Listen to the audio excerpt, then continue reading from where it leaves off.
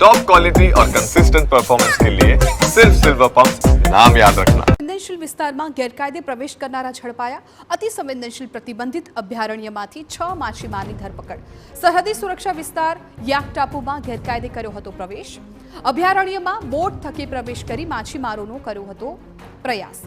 Marine national park Dwarka range one વિભાગની કડક કાર્યવાહી। મહત્વપૂર્ણ છે કે આ વિસ્તાર પાકિસ્તાનથી થોડા કિલોમીટર દૂર આવેલો હોવાથી રાષ્ટ્રીય સુરક્ષા માટે ખૂબ જ મહત્વનો છે।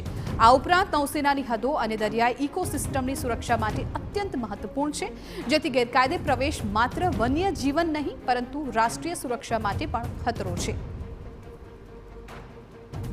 ને ટાપુ વિસ્તારની અંદર અલગ અલગ 6 બોટો અને એમના માલિક ત્યાં ફિશિંગ કરવાના ઈરાદાથી આવેલા હોય અને તેમને પૂછતા તે લોકો આ બાબતે કંઈ પરમિશન કે કંઈ ન જણાતા તેના અપ્રવેશનો ગુનો બુક થયેલ છે।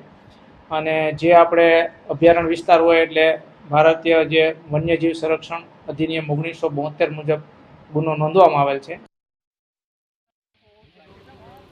તો સંવેદનશીલ વિસ્તારમાં ગેરકાયદે પ્રવેશ કરનારા ઝડપાયા છે। આગ ટાપુ પરથી આ લોકો ઝડપી પાડ્યા છે। બોટ થકી તેઓ પ્રવેશ કરીને માછીમારીનો પ્રયાસ કરતા હતા। સાથે સાથે સરહદી સુરક્ષા વિસ્તાર ચાક ટાપુમાં ગેરકાયદે પ્રવેશ કરતા સુરક્ષાને લઈને પણ હવે સવાલો ઊભા થયા છે।